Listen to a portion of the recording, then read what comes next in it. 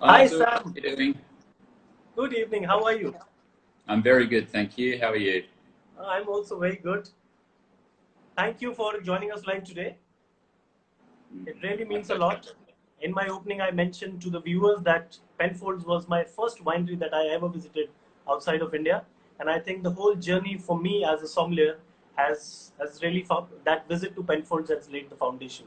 So many thanks for that year until now for giving all the love and sending your wines to India.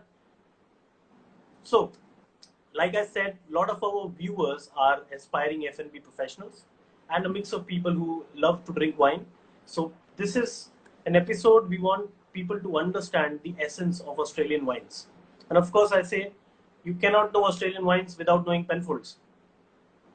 Excellent. Yes, I mean, hopefully in our portfolio we've got some amazing examples of what Australia has got to offer. And, I am from Australia. I grew up there and it is very, very close to my heart. I'm a proud South Australian and Adelaidean. And it's a real delight to always share not just the wines of Penfolds, but just Australian wine and the story of Australian wine. So very much looking forward to it.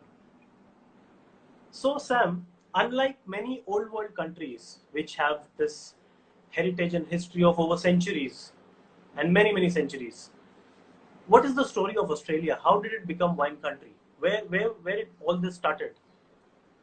So, I mean, the Australian wine industry goes back almost 200 years now. I think a lot of people are surprised by that. I think a lot of people may have first experienced Australian wine maybe back in the 70s or 80s when Australian exports started to grow. But production has actually been going on for almost 2 centuries now. So, Penfolds, we're celebrating our 176th birthday this year, and we are by no means the oldest winery in Australia. There's a lot of wineries that can trace their history back to the 1840s and even into the 1830s. So, I mean, to look at the start of wine in Australia, you would look back to when you had settled states like Victoria, New South Wales, South Australia, and a lot of European settlement. Of course, people coming from countries like France in particular, but Spain and Italy, who recognised the quality of Australia. They saw the climate. We had a very diverse climate. And the other thing, of course, we had was a lot of space, which always helps when you want to grow vineyards. And we had a huge amount of diversity in terms of soil. And I guess there's all of the good things that you need to grow wine. We've got great seasonality. You get all 4 seasons across all of the southern part of Australia and into Western Australia as well. There's really only the kind of far north, the tropics around Darwin and Queensland, that might be a little bit too humid and too tropical to really not have the 4 seasons that you need to create wine. So we can definitely trace wine back to the 1840s. Penfolds started then. And a lot of the initial production for wine in Australia, a lot of it was actually focused around sweet fortified styles of wine. So very much like sherries and ports and tawnies. And a reason for this was we had a hot climate in most of the regions, and so the grape varieties grew very well, particularly Grenache and Mataro and Shiraz, these big, rich, powerful grapes with high sugar levels, and they were perfectly suited to creating these tawny styles. And I guess the other thing in the days before refrigeration, if you wanted to move your wine from South Australia to New South Wales, it might take you 9 or 10 weeks on a horse and cart. And a barrel of delicate red or white dry wine might spoil over that time, but actually a cask of tawny would probably improve over the journey, almost like Madeira did on the waves over to England. So I think a lot of it was steeped in that history of that fortified style of wine. But the luck that we really had, particularly with Penfolds and also a lot of other producers, was that we were using grape varietals like Shiraz, Grenache, Cabernet Sauvignon. A lot of these premium international varietals were being used for fortified wines. And so when we turned our attention to dry reds and dry white wines, we actually had some lovely old plantings of these international Rhone and Bordeaux grape varietals that are now, I guess, the stalwart of the Australian wine industry, particularly Shiraz and Cabernet. So, in going back to the history, when the whole transition happened from Australia being a port wine style or fortified wine style making country to becoming a major wine country, I think what was that one thing which clicked very well in favor of the country? And there's this great story of grunge behind it. Mm. Definitely. So, I mean, I think it's almost a story of two halves with the international success of Australian wine. I mean, at Penfolds, we actually have documents of us winning awards in Paris in the late 1800s for some wines submitted by Mary Penfold to a competition over there. So success goes back a long way, but I guess what we're talking about with the more commercial success of Australian wine came firstly, I think, on the consistency and quality that was offered at a very good value and price. Australia was really founded on the idea that, particularly with Chardonnay and Shiraz, you could get a bottle of great quality, easy drinking, fruit-driven styles of wine that appealed to a lot of people, particularly in Europe and America and Asia, and you could get that at a very reasonable price. Australia was producing a lot of wine of this quality and standard and style, and the Australian dollar was very competitive at the time in terms of export, and so we were actually able to build a market based probably more on these one-dimensional, easy drinking, young styles of wine. But of course, in the background, you had a whole lot of quality wine being created. And the story of Grange, of course, was something that is very close to me. In 1951, Max Schubert he first created Grange, but he was actually inspired by wines that he tasted in Bordeaux in 1949. So he was sent by the board of Penfolds to Europe to study fortified wine in Jerez and also in Porto. But on his way home, he stopped off for about 3 weeks in Bordeaux. And there he was able to try the 1949, the legendary vintage of Bordeaux from barrel. He was able to taste 20, 30-year-old examples. And from that, he was actually inspired to come back to Australia and to try and create a wine of substance and consequence and longevity from Australian grapes and from what he had at his disposal, which wasn't predominantly Cabernet, it was predominantly Shiraz. But that was where Grange was born. So this idea of old vines, low yield, premium quality wine with high levels of new oak for longevity, that was pretty much the springboard for premium quality wines for Penfolds. But of course, locally, there'd been a lot of people producing these higher quality styles of dry red wine, but just not anywhere near the quantity that would allow us to export. I think, most countries keep the best stuff to themselves, and Australia were definitely guilty of that probably well into the 60s and 70s. But off the success of Grange and it being written up by several global critics as a wine to try before you die and being very highly rated, it really allowed the door to open for Penfolds to sort of step onto an international stage. And Grange was definitely the star of the show, but Max, as soon as he created and had success with Grange, was actually also turning his attention to other challenges. And so if you sort of think, he first created Grange in 1951, it won its first gold medal in 1960. So it took about a decade for him to actually gain success. But during that time, he was actually creating other wines like Bin 389, which is known as Baby Grange, but that was pretty much created in 1960. So the year before, the year that Grange actually got its first gold medal and really became successful, Max was already looking at the next challenge. Our Bin 28 Shiraz was created in 1959, Bin 707 in the mid-60s. So definitely Grange was a springboard, but the premium quality wines came thick and fast after that. And a lot of that was because Max had this amazing, palette of old vines that he could select from. So by the time he'd started to make Grange, we already had 100-year-old Shiraz vines in the Barossa Valley, in McLaren Vale, across not just South Australia, but into Victoria and New South Wales as well. And that allowed us to suddenly not just start from scratch, we actually started making premium quality dry red wines with incredibly old and high quality grapes, which of course is the key. Well, Sam, Penfolds, tell me if I'm right, Penfolds is the only winery in the world to have received Winery of the Year by Wine Spectator 26 times. Yes, that's correct. So, we're very proud of the accolades and the awards that we've gained along the way, and that sort of Winery of the Year from Wine Spectator is something that is incredibly proud moment for us. So we've had a lot of accolades that have come our way, but to be internationally recognised, and you visited Magill Estate, you know what a wonderful place it is to visit. It's the spiritual home of Penfolds. We have our wonderful cellar door there. We have historical buildings going back 130, 140 years. But you can also go up to the Barossa Valley, which is where I guess our workhorse winery is, the Nuriootpa site. And that's where you'll find the bulk of the production. But the Magill Estate is still standing on the original site of the Penfolds home in 1844. and we're still making wine there to this day. But we also have our Barossa Valley site as well, which is where I guess we centre the heart of our operations. But the spiritual home of Penfolds is definitely a McGill estate, and a wonderful visit for anybody who happens to be in South Australia. That makes sense. Well, guys, if you want to ask questions, a lot of you are asking it on the comment section. Please press the question mark button at the bottom of your screen so we can take your questions. Please ask as many questions as you have.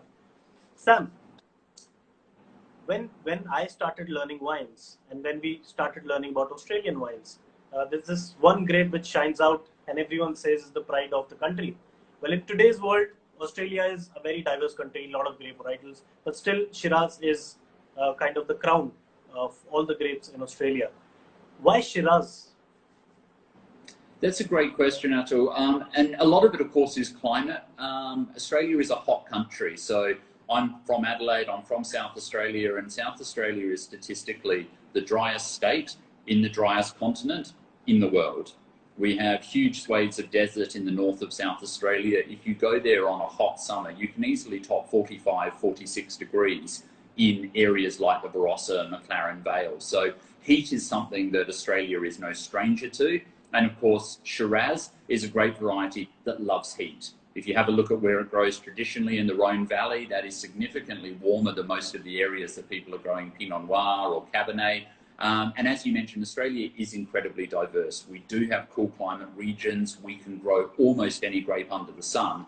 But Shiraz really was the grape that I think put us on the map, both for the easier drinking, young, fruit-driven styles of wine I mentioned before that we could make at a very, very good price and very good quality, all the way up to, you know, something like Grange, which I think is arguably the most famous expression of Shiraz that we've probably ever put out. But I think the reason that Shiraz is so popular is also the diversity of wine that you can get from Shiraz. You know, anybody just has to put a full-blown Barossa Shiraz next to a beautiful Rhone Syrah, same grape variety, but we see how different climates, different soils, different winemaking can create wines of absolutely different character and distinction, both beautiful to drink, but both very unique in their own right.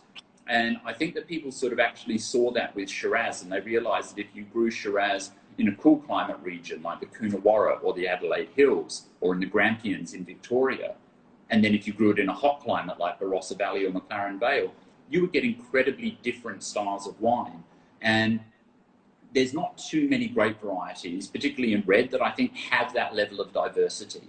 We're lucky enough that we've also done it with Cabernet Sauvignon. We can get warm or hot climate Cabernet from the Barossa. We can also get it from cooler regions like the Coonawarra as well, and get very different wines. But Shiraz, I think, really became very popular because of its hardiness to heat, but also because of its adaptability to the diversity of climate and region. And that's one thing Australia really has in spades. Australia, and especially Penfolds, you possess that land, which is the oldest living wine plant anywhere in the world today. It's a Cabernet Sauvignon Block 42 in Kalimna Estate. That's correct, yeah. Our Block 42 vineyard is the oldest continually producing Cabernet Sauvignon vines in the world. This year, I think they're going to be 133 years old. And one of the things we're blessed with in South Australia is that we've never had phylloxera. So we were very lucky, but also very stringent quarantine has also kept this going. So we have amazing old vine, original rootstock plantings or original plantings in South Australia. So the Block 42 that you mentioned, the oldest Cabernet, there's actually Shiraz vines in Australia that are over 150 years old. You know, you look at some of the vineyards that may go into Grange on a year. You look at some of our beautiful contemporaries like the Hill of Grace vineyard that Henschke have. You know, there's not an embarrassment of riches in Australia, but if you want to go and talk old vines to Australian winemakers, they will usually be able to go and dig out what is a centenarian vineyard from somewhere close to them that they can source 100-plus-year-old fruit from, which is something that really helps, particularly when we're creating many different layers of quality. And if you look at somewhere like Penfolds, we start off with Canunga Hill, where you can have a beautiful medium-bodied red fruit-driven style of Shiraz. Then we go to Bin 28, where you get more intensity. Then you move up to something like our RWT 100% Barossa Shiraz with even older vines, greater complexity, and finally up to Grange. And when you've got all of these different levels of quality and particularly price, you need to be able to differentiate, and the vine age is something that really helps us with that. So it's an incredibly powerful thing to be able to tell people that they're drinking wine from vines that are well in excess of 100 years old. I think that maturity which comes from plant is something very natural. You can't really do much at winemaking to it. It's the expression of what the nature gives you. Sorry, all right. No, okay, Sam. I'll move on to next question. Yep. Also, a very important subject for us to understand, because we have a lot of Penfolds wine in India. What is this bin system of Penfolds that we follow? How do we understand that? So very, very good question. I get asked this a lot. So, of course, what you're referring to is if you look at most of the Penfolds wines, you will see this bin number appear on the label. So I'll use bin 389 as an example. So bin is actually a term that is used quite widely in the wine industry, and it's pretty boring, actually. It stands for batch identification number, and it's pretty much a warehousing system. So as I'm sure when you visited Penfolds and people who visited other wineries, when you go down into the cellar, one thing that's pretty consistent with cellars around the world is they're cold and they're damp, because that's a great way to store wine. Low temperature, high humidity, wine loves that. What doesn't love that so much are the paper labels that we have on the bottles. So if you went down into the Penfolds cellars in 1960, when we first created bin 389, you would have had a lot of different experiments. We didn't just create a wine and put a label on it. Our winemakers would always look to try and create the best examples of either certain blends or regions or grape varietals. And of course, when you've got different trials, you have to store them in different locations. So the bin numbers are actually the physical arches or sort of the bricked in areas where we would store bottles of wine, and they would all look the same with no label on them. They would all just have this sort of red cap sitting on top, or maybe even no cap at that point. So the way to differentiate where the different trials were was to have different bin numbers allocated to these locations. And when we decided that this trial was the most successful, those bottles just coincidentally would have been sitting in bin number 389. And once we have given a wine a bin number, we will not change that. That bin number will stay for the entire life of the wine. And what our winemakers will do is every vintage, they will try to get as close to the original style of that wine as possible. So a lot of that is done through multi-regional blending, where we won't just pick from a single region or vineyard. We will actually blend from multiple sites across South Australia to give us this consistency. The idea being, if you love bin 389, it shouldn't really matter which vintage you pull out. When you open that bottle, you're still going to get that character and that style that you've expected from that bin number your whole life. So we, of course, get some vintage variation, but the bin numbers are incredibly important to us because that one number represents a unique style of wine within the Penfolds portfolio. And just here, I've got something like our bin 311 Chardonnay, which is always going to be a beautiful, cool climate style of Chardonnay, quite mineral, subtle oak. Again, we won't change the style of that wine. We won't change that number. And so if you love that style of Chardonnay, if you see 311 on the Penfolds label anytime for the next 50 years, you should be able to go and find that style of wine. That's a very successful formula which has worked. I think Penfolds have been very blessed with also the people who have worked there, right from Max Schubert, starting the grunge till today, Peter Gago. 2008 grunge was probably the only year when you got 100 score from Robert Parker and Wine Spectator both at the same time. That's correct, yeah. So the 2008 Grange, that really was the crowning glory. It's the only New World wine to ever get that double 100 score from both of those seminal critics. And it was a real coup for us. We were in very, very good company with wines like Petrus and La Chapelle Hermitage and Chateau Yquem. So it's really great to literally say that Grange now sits up there in the pantheon of great wines of the world. And of course, 2008 was a phenomenal vintage, but we'd genuinely like to say that the vintages either side were almost as good. Grange has averaged 97.8 points for the last 10 vintages from Robert Parker, and so there's great consistency to it. But a lot of that harks back, as you mentioned, to the people that have worked for Penfolds. And one of the things that our winemakers hold very closely to their heart is they refer to themselves as the custodians of the wines. They are there to protect and to look after the wines, almost like shepherds. And you're not going to get a winemaker. Peter Gago wouldn't have taken over as chief winemaker in 2002 saying, I am going to change the style of Grange. I've just been waiting for this moment to tweak it. Absolutely not. They will always put the wine first and the character of the wine.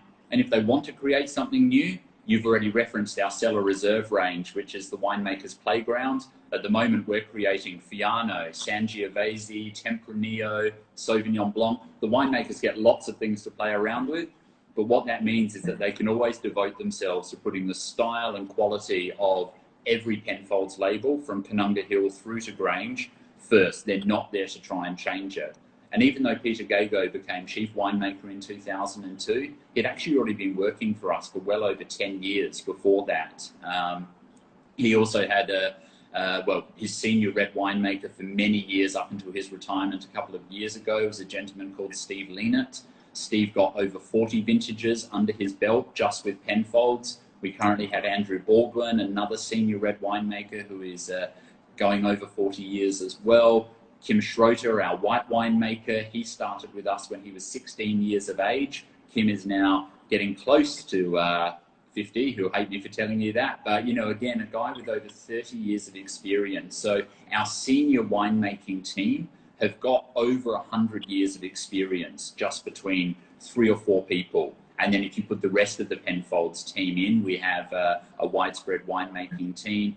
They are all, whether they're new to Penfolds or whether they've been there for a long period of time, I think they all have that same attitude, and that is they are custodians of the wine. And we like to say, when you work for Penfolds, we've pretty much got you for life. You know, we would hope that anybody who's only a few years into their tenure with Penfolds will still be there in 30 years' time, because people don't come and go quickly. And we've only had 4 chief winemakers since Max Schubert first took on the role in 1948. So a great legacy. Well, one of my epiphany in wine happened when I tasted the Cellar Reserve Cabernet Sauvignon. I can never forget that. Okay, Sam, I'll take some viewers' questions now. Yep. Do people like the Australian wines young or aged? That's a really good question. I think a lot of people may have initially thought that Australian wine couldn't age. Most people would drink it young. And I think the thing with Australian wine, particularly with Penfolds, is that we say that our wines are dangerously drinkable when they're young, but you can still go back to them many years later and get a beautifully evolved expression of that wine, both red and white. I think you'd find that overseas, most people experience our wines in a younger state. In Australia, we know Penfolds is incredibly well collected and cellared. So there are people with amazing cellars of old Grange, RWT, bin 389, bin 28. And actually, when I was getting ready for this, I'm at home, so I don't have the full gambit in front of me. So I don't actually have a young bottle of Canunga Hill because I've drunk them all during our lockdown. But what I actually have here is a bottle of 1990 Canunga Hill, actually labelled as claret. But this is now 30 years old, and I would very, very happily, and I think I will, open this during our lockdown period, and I would be confident that that is going to give me a beautiful example of a very mature red wine, but one that is still holding together.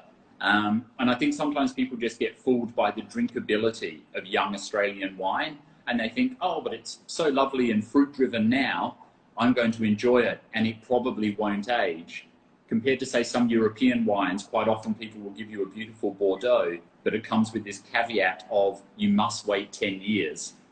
With something like our wines, the caveat is if you come back in 10 or even 20 years, the wine will be beautiful.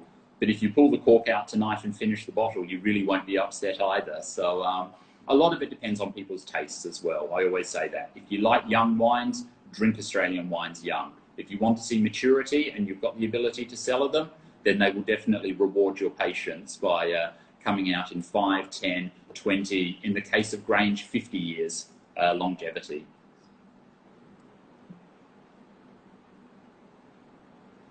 Importance of Mourvedre in Australian wines.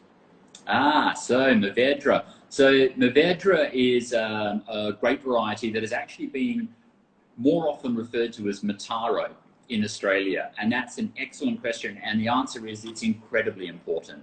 Mataro or Mourvedre, and we've labelled them both ways in Australia and at Penfolds. They were incredibly important, particularly to the fortified wines initially. We know Mataro's got a lovely thick, dark skin to it. It brings a beautiful spicy characteristic, but it has a lot of structure and it also ripens quite well in hot climates. So for fortified wine, it was a great sort of spine to run down the middle of that fortified wine, bringing tannin and acid, and also some lovely mineral characteristics. And in our modern day wines, our Bin 2, Shiraz Mataro, has always got that lovely sort of granite and almost meatiness coming through from the Mataro. And our Bin 138, which is a Shiraz Grenache Mataro blend, so almost a Chateauneuf de Pape style.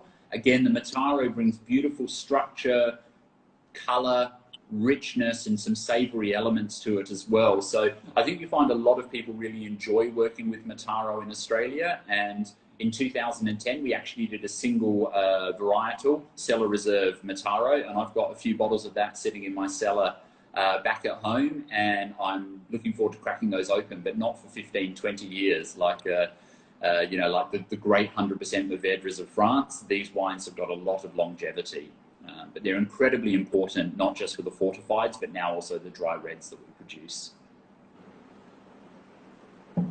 Next question. People want to know about the 407. So, again, I've got my props ready. So, Bin 407. This is 100% Cabernet Sauvignon. And in the way that we refer to Bin 389 as baby Grange, I almost think of Bin 407 as kind of baby Bin 707. And what makes Bin 407 really special, I think, is that although it's 100% Cabernet, I often almost refer to this wine as a blend because we have cool climate Cabernet and warm climate Cabernet. And what we very often know about Cabernet Sauvignon is quite often it's got a bit of a hole in the middle of the palate. We will use Shiraz in some cases to fill that hole. In Bordeaux, of course, they use Merlot and Cabernet Franc to bring some suppleness and fruitiness to what is quite a structured and rigid grape varietal. But with 407, what we do is we build the framework of tannin and acidity and more of these eucalypt and herbaceous notes with cool climate Cabernet from Coonawarra and Rattonbully. And then what we do is we fill the middle of the donut, as we refer to it, with warm climate Cabernet from the Barossa and McLaren that brings that lovely cassis and sweeter, riper blackcurrant fruit. And so as a result, you get 100% Cabernet Sauvignon, but one that doesn't actually lack the mid-palate and still has all of the tannin and acid that people expect from the grape varietal. So it's a wine that, again, drinks beautifully when it's young because of the warm climate Cabernet, but also has the acidity, the structure, and the tannin to last for 20 or 30 years like great Cabernet should. And it's really developed a cult following around the world, I think, because of that lovely blend of cool and warm climate Cab that it shows.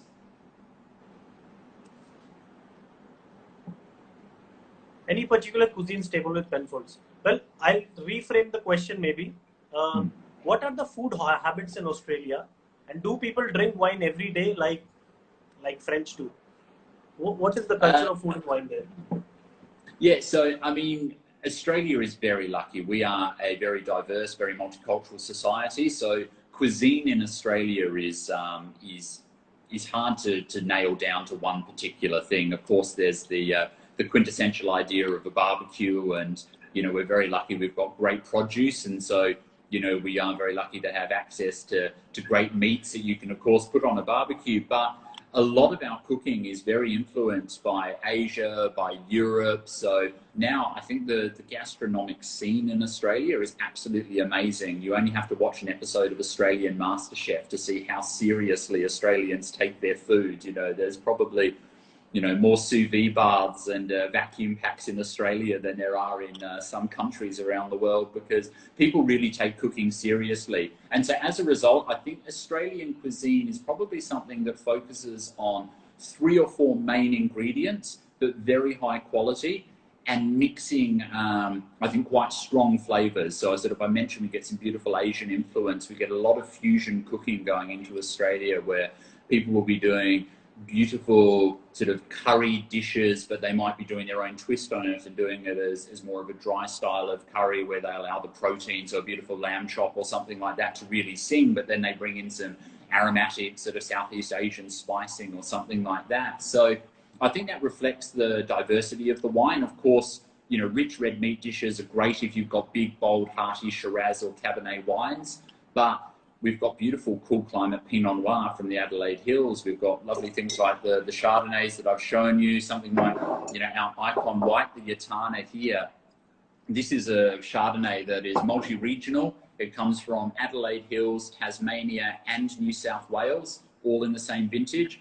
Beautiful French oak to it. I actually put this with Thai green curry, and it is one of the best matches I've ever had. The creaminess of the coconut through the curry matches with the richness of the oak and also that malolactic fermentation that it's undergone. So it's very, you know, I can't give a direct answer to it, but I think, you know, the quality of produce and that fusion cooking, you know, using things like spicing and herbs to really bring those core ingredients to life, that's very much part of the Australian, I think, ethos of cooking, as opposed to maybe other countries that would use a lot more heavy sauces and maybe sort of longer, slow cooked things. The other thing, of course, in Australia, when it's hot and in summer, you don't want to be, you know, slow cooking or having something in an oven for a long period of time. So there's a lot of, you know, either outdoor barbecuing, or there's a lot of shellfish or seafood that's just being flash cooked very quickly to enjoy that succulent sort of sweet flesh that you get. And that's where our Rieslings and our Chardonnays will really shine as well.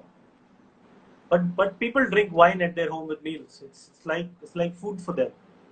Oh yes, yeah. I mean, yeah, we are very lucky. Just like Europe, most people in Australia have grown up around a wine making region. So I grew up in Adelaide. I literally went to school 1.5 kilometres away from the Penfolds Magill Estate Winery. But every summer holidays when I was a kid, my parents would drive down to Robe on the south coast. That would involve going through Coonawarra, Limestone Coast, and almost every meal, yes, there would be a bottle of wine open on the table. You know, I got into wine when I was sort of 15, 16 years old at family Sunday dinners where my granddad would bring out special bottles of wine, and he would always bring out a beautiful decanter. And if the decanter came out, we knew that there was something special being opened. And I was lucky enough to, you know, get a few sips of wine when I was a teenager. And then when I was 18, I was hooked. And it's something that most people are very familiar with wine. And so it is, yeah, a daily staple, I would say, of Australians. What's the legal drinking age, Australia? Legal drinking age is 18. So 18? 18, yeah. So as soon as I was 18, I was working in a restaurant at the time. The day I hit 18, I got the bar job, because that allowed me to actually work with the wine list in the restaurant and go out and talk to customers about the wines legally. And, you know, I won't say how old I was when I had my first glass of wine, but I think actually if you're in your own home, it's there's some loose interpretation as to the age that you can first have some wine. Well, talking on present situation, you are in Singapore now. I'm sure you're stuck, can't go to Australia. But what is happening at the winery? Do you think this will affect the vintage anyhow? So I think for us at Penfolds, and I think for quite a lot of producers in Australia, we were fortunate. Of course, there's been logistical challenges, but wine is seen as a staple industry in Australia, as a primary industry, and so people were, where they were able to keep running their wineries, of course, using safe measures and everything like that. And so we were lucky, you know, we didn't have to just suddenly shut down the winery and walk away. One thing that I think will affect the vintage more were, of course, the terrible fires that we had raging from pretty much September last year through to January this year. And I was actually in the Barossa Valley in January, and I've got a photo of the car thermometer hitting 50 degrees at one point. So, you know, that for me is actually going to have a greater impact on the vintage. Although, fortunately, we got rains across most of southeastern Australia. The fires were taken care of, but there was some huge tolls in the eastern states with smoke taint and everything like that. So it's been a challenging vintage, and of course the current situation with COVID has led to logistical challenges, but I am cautiously optimistic that we're still going to see some great wines coming out of 2020. And I think, you know, the wine industry has always been one that has taken adversity and, you know, grabbed it by the horns and really, you know, tried to make the best of it. And anybody who's been making wine for a long period of time has had challenging vintages and difficulties, whether it's been because of rain or disease or pests, or now, you know, something like this that has, you know, unfortunately affected a lot of people globally. I think, you know, we are hopefully through the worst of it. The wine, the vast majority of it majority is now in the winery, in barrels, finishing fermentation. And, you know, my fingers are crossed that we're going to see a great 2020 vintage, but there will, of course, be some challenges. All the best wishes also from here. Thank you. My last question for today is, I want you to give a little overview, understanding on how do we differentiate between Shiraz of Rhone Valley versus the Shiraz of Australia, as an overview. Of course, it can change in nuances. And similarly, the GSM blend of the old world versus the GSM of Australia.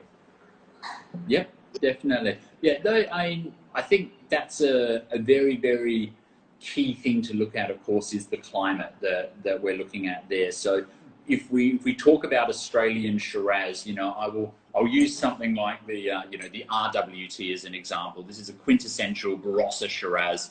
And I think when we're talking about Northern Rhone versus Australia, you would be talking about a hot climate in France with the Rhone Valley, but a hotter climate in Australia with the Barossa. So what you generally find is you are going to get, I think, a richer level of riper black fruit coming through on the Australian Shiraz. I think that you will probably find that there is probably a rounder, softer core to the wine. And when you look at something like a Northern Rhone Syrah, you probably find there is a little bit more of that minerality, that sort of granitic stone character coming through, whether it is Hermitage or whether maybe you're looking at something like a Cornas or something like that. There's usually more of a minerality, and there's, I think, a little bit more tension that runs through the acidity on a Northern Rhone Syrah. Unless it's an exceptionally hot vintage, like say a 2003 or something like that, you'll still find there's going to be cooler nights. You're going to find that you're going to have more acidity retained in those Syrah wines. So what you'll find is there's probably less immediate upfront sweet dark fruit compared to the Barossa or compared to a typical Australian Shiraz. And there is probably going to be a little bit more of this fresh black and blue fruit, a little bit more of this granitic minerality coming through. The other thing I tend to find is, particularly on high quality wines, you'll probably find a greater propensity for new oak coming through on Australian wines. So again, something like the RWT, the bin 798 that I've got here, we're probably looking at between 60 and 75% of new French oak every single vintage going onto this wine. There's not too many Hermitage or 100% Syrah wines from the Northern Rhone that would have, I think, the capacity to hold up to that much new oak. And it's not saying that new oak means it's better. It's just saying that the style of the Rhone wines, I think, is a little bit more elegant. It's probably got a little bit more of that spread of fruit and minerality that you don't want to have a big lashing of oak going over the top. Whereas something like a Barossa Shiraz with the RWT, we've got a big foundation of this sweet dark fruit. We've got some lovely florals like violets. We do get minerality and we do get those terroir influences coming through, but you'll probably find that we can support a greater amount of new oak because we have a greater weight of fruit from the climate that allows it to come through. So if we had a high-end Hermitage of a similar price to RWT and we tried them side by side, I think you would find that the RWT is by no means dominated by oak, but you would be able to pick out more of the new oak nuances of some graphite, some toast, some vanilla, and then you get this lovely black fruit coulis coming through. You'll get that peppery spice. Whereas the Rhone style, I think you'd probably already start to pick up a bit more earthiness, maybe more fresh blue and black fruit, and the oak would be there, but it would probably be more in the background as opposed to maybe part of the framework that it would make up on an Australian Shiraz.